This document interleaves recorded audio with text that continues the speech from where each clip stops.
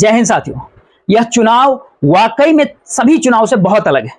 एक तरफ भाजपा खड़ी है तो दूसरी तरफ कांग्रेस खड़ी है। भाजपा अपने तौर पर 2024 के लोकसभा चुनाव की बिसात को बिछा रही है और भाजपा का मतलब होता है पीएम मोदी। कांग्रेस राज्यों की बिसात बिछा रही है और 2024 के चुनाव को लेकर के इन्हीं राज्यों के चुनाव परिणाम के आश्रय वह अपने ठोक बजा करके अपना दावा को पेश करना चाहती है 2024 में। और कांग्रेस का मतलब होता है सीधा सीधा राहुल गांधी।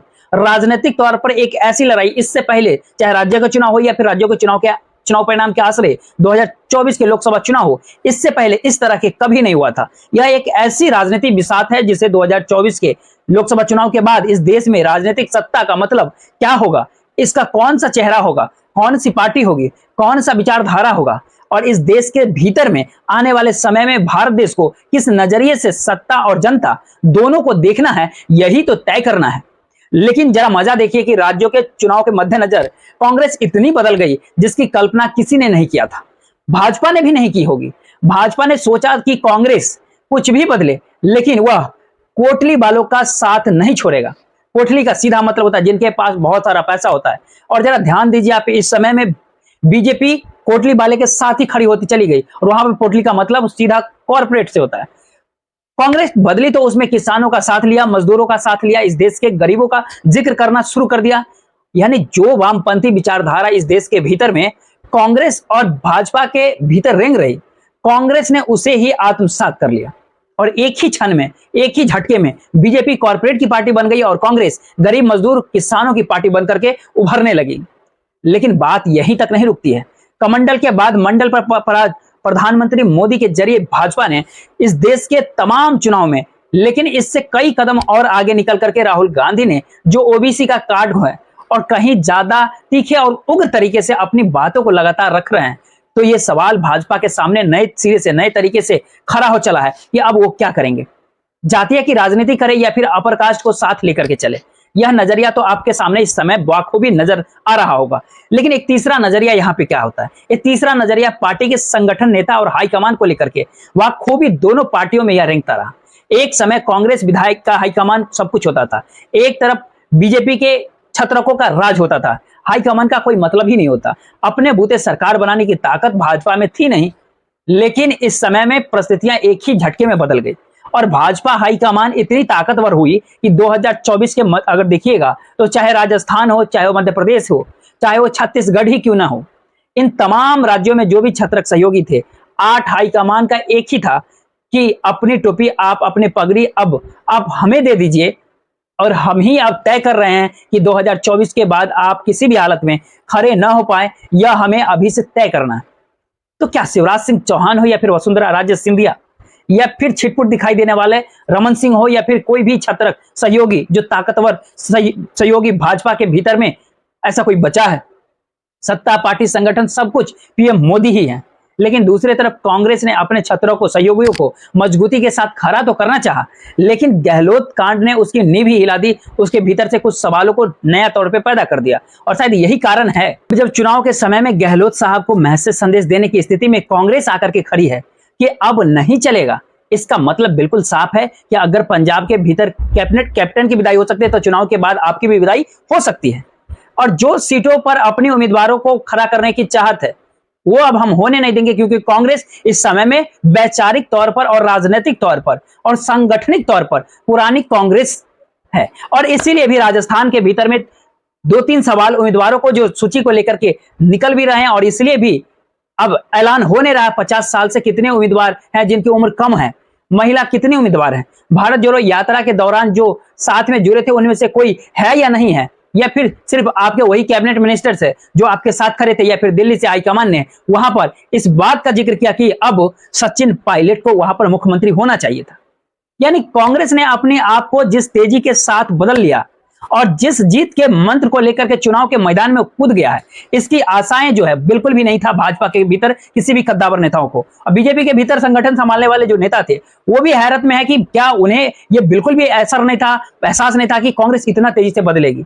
और असर जो सबसे ज्यादा क्या हो रहा है कि 2 दशकों से मध्य प्रदेश के भीतर भी सत्ता को संभाले हुए थे, अब वो जब खुद अपने राजनीतिक दौर में हाशिए पर हैं तो उनके निशाने पर कांग्रेस का टिकट क्यों ना, और वो क्या क्या ऐसा कह गए, लगता है पहले जरा आपको ये चीज सुनना चाहिए था। कांग्रेस की भी कल सूची जारी हुई। कुछ टिकट कमलनाथ जी ले गए, कुछ दिग्विजय जी ले गए,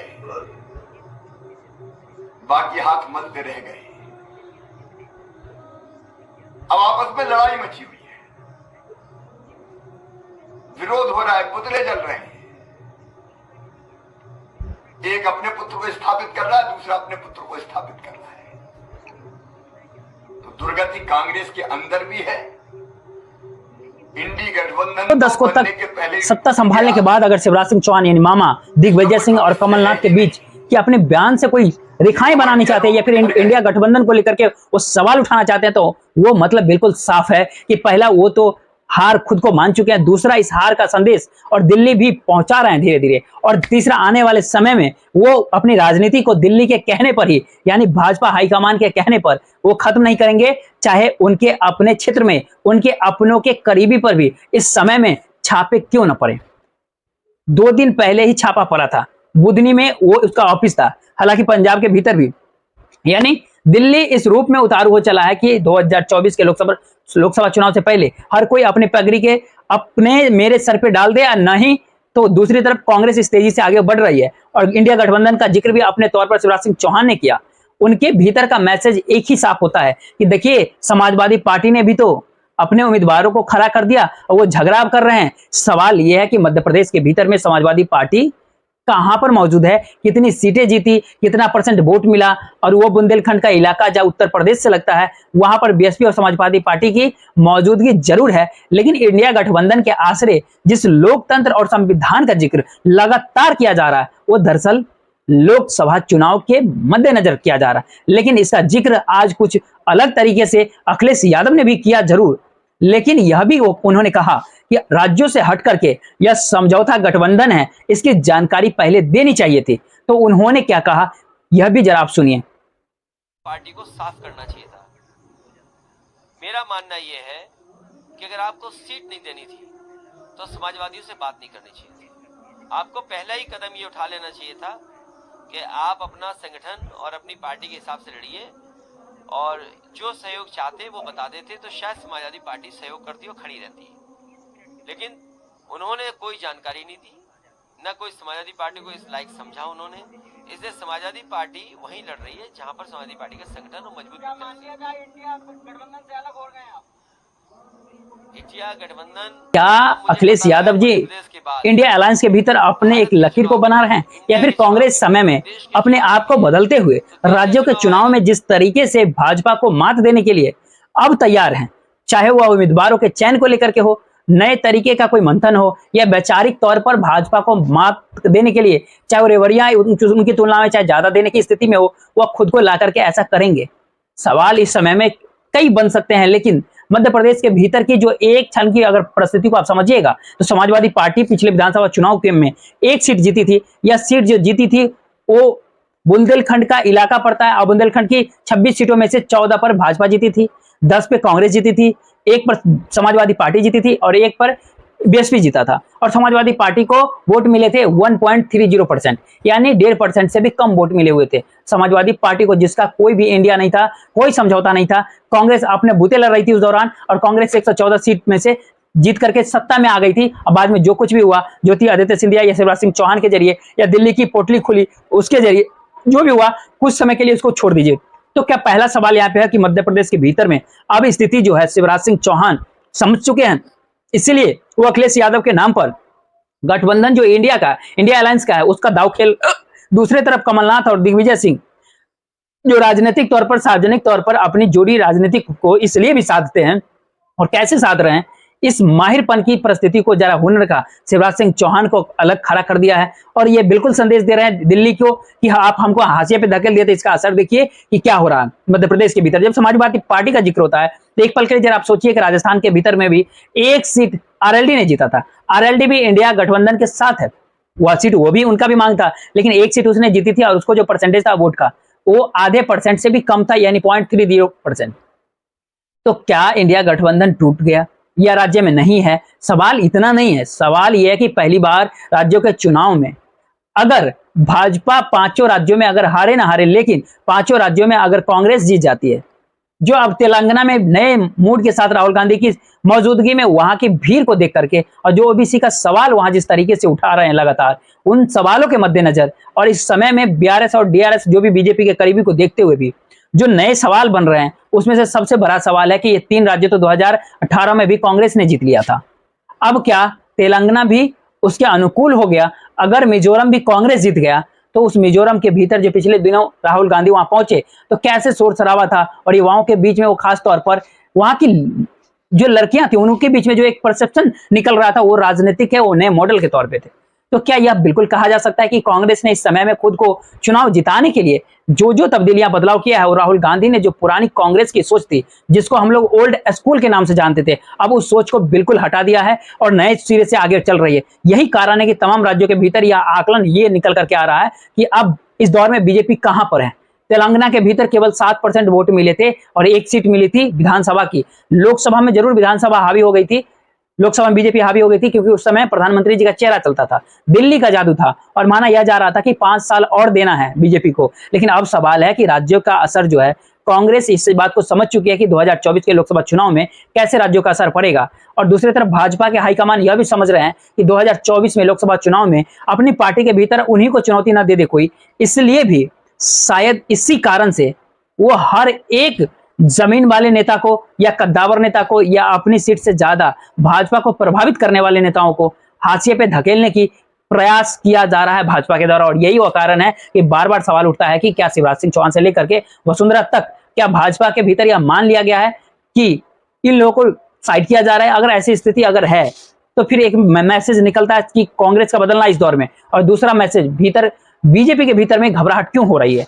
ये 2 सवालों को जब आप ढूंढिएगा तो ये पहला सवाल बहुत साफ तौर पे मिलेगा आपको कि इस समय में कांग्रेस के पक्ष में मुस्लिम वोटर हो या फिर सिविल सोसाइटी के लोग, जरा आप सोचिए कि उस पर जो उनके साथ इंडिया प्लस में जो साथ जाकर के खड़े हैं, और इसलिए छत्रकों का नहीं है यहाँ इस दौर में, सहयोगियों का नहीं है, और जनता और वोटर को सीधी फाइट को देखने की स्थिति में मूड बना चुके हैं। कांग्रेस इस बात को समझ रही है कि क्या वह अपने बूते अगर चुनाव मैदान में खड़े हुए तो क्या राज्यों के चुनाव उनके एक ऐसा इम्तिहान होगा इस बार कि जिसके बाद 2024 के लोकसभा चुनाव की तस्वीर को भी बिल्कुल बदल जाएगा। जहां बहस भी होती है कि प्रधानमंत्री पीएम मोदी की टक्कर जो कौन देगा, पीएम मोदी के उम्मीदवार के रूप में बनने के लिए कौन सा चेहरा सामने होगा, इसलिए इंडिया अलायंस बना। दूसरी परिस्थितियां यहां पर इसलिए भी बहुत बड़ी है क्योंकि कांग्रेस ने जब खुद को बदल लिया तो एक पल सोचिए कि G20 जो लिबरल इकोनॉमिक्स को अपनाया जा रहा था, लेकिन एक ही झटके में हार्ड वर्क पॉलिटिक्स, हार्ड मतलब जमीनी फैक्ट्स को जो है इस दौर में राहुल गांधी ने कांग्रेस के साथ जोड़ना शुरू कर दिया। कहां किसान मजदूर और गरीबों का जिक्र होता, कहां इस सब तरीके से ओबीसी का जिक्र होता, तो कहां ये परिस्थिति जो है भाजपा की गले के सांस क्यों फूलने लगी। और इसलिए भी फांस बन गई कि इस दौर में अपर कास्ट के उच्च कास्ट के वोट जो भाजपा मान करके चलते उसके साथ है, और जैसे ही वो ओबीसी के सवाल के साथ अगर खड़ी होती है या फिर कांग्रेस या राहुल गांधी के जो बिछाई गई बिसात के साथ अगर उसको खेलना शुरू कर दिया तो अपर कास्ट के भीतर भी एक सवाल बहुत बड़ा हो जाएगा कि क्या भाजपा भी उसी राजनीति की दिशा में आगे बढ़ चुकी है जहां पर वो मंडल के नकली पॉलिटिकल पार्टी को कवर करती है, उनके खिलाफ खड़ी हो चुकी है। और क्या नेशनल पार्टी के तौर पर अगर कांग्रेस उसे आत्मसात कर लिया तो दूसरा हिस्सा ये भी होगा कि 2024 के चुनाव में क्या मंडल से निकली हुई पार्टी से कांग्रेस को भी दिखलाना है। और ये सारी परिस्थितियां जो है इन 5 राज्यों के विधानसभा चुनाव के परिणाम पर टिका हुआ है।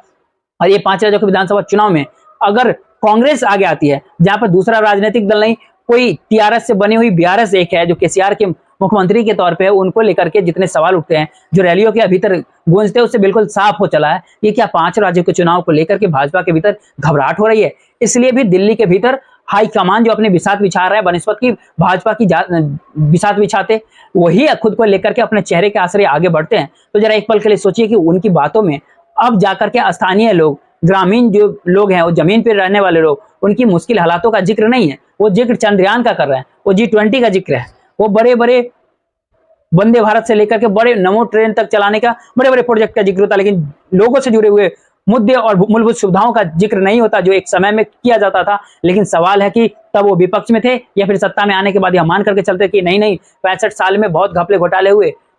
लेकिन अब स्टेप बाय स्टेप जो स्टेट बाय स्टेट राज्य की सिचुएशन नहीं बन पा रहा है। क्या इतनी घबराहट बन चुकी है भाजपा के भीतर में, दिल्ली दरबार में, क्योंकि तमाम जगहों पर वोट का अंतर बहुत ज्यादा नहीं था। मध्य प्रदेश, राजस्थान, इन 2 राज्यों के जो भीतर जो 1% वोट का अंतर था, जो दोनों पॉलिटिकल पार्टी राजनीतिक दल थे। तेलंगाना के भीतर में कांग्रेस लगभग 28.5% थी, लेकिन टीआरएस लगभग 40% थी। छत्तीसगढ़ के भीतर में 10% ज्यादा वोट थे कांग्रेस के पास। लेकिन छत्तीसगढ़ इसलिए भी, और एक नई पहली नहीं है वहां पर, क्योंकि वहां पे जो ग्रामीणों को लेकर के जो बघेल ने खेल किया, वो प्रयोग केंद्र को अपनाने पड़े, अपने राज्यों में उन्हीं अपना रहे थे, चाहे वो गौमूत्र का सवाल हो, या फिर गोबर का सवाल हो, या मोटे अनाज का सवाल हो, या फिर उन चीजों से अलग हो। यानी एक दृष्टि की कमी थी, और यही परिस्थिति में करीब 5 राज्यों के 2024 से बढ़ने की दिशा में अगर आती तो एक चीज और निकल करके आती है। इस समय में कोई भी एक ऐसी पॉलिसी नीति नहीं निकल के बाहर आई जिससे आने वाले समय में कोई सवाल खड़ा हो, या चुनाव के समय सवाल हो। कांग्रेस भी नहीं कर रहा है ऐसा सवाल। वो 2 बातों पे जरा ध्यान की, एक वोट बैंक कैसे बढ़ा लिया जाए, और दूसरा लोगों को जो अब तक राहत रियायत सब्सिडी या फिर रेवरी जो बांटी जाती थी, जो भाजपा दे रही थी, उससे एक हाथ आगे बढ़ा करके खुद दिया जाए, जो इस समय कांग्रेस की तरफ से देखा जा सकता है। और चाहे यहाँ पे टिकट को प्लान करना, या फिर राजस्थान के भीतर में जो सवाल थे कि भारत जोड़ो से जो कई लोग थे उनको मिली क्या टिकट, उम्र जिनकी 50 से कम है उनको टिकट मिला क्या, 50 से नीचे का महिलाएं कितनी हैं उन्हें मिला क्या, इस सारी लिस्ट जो बनने हैं।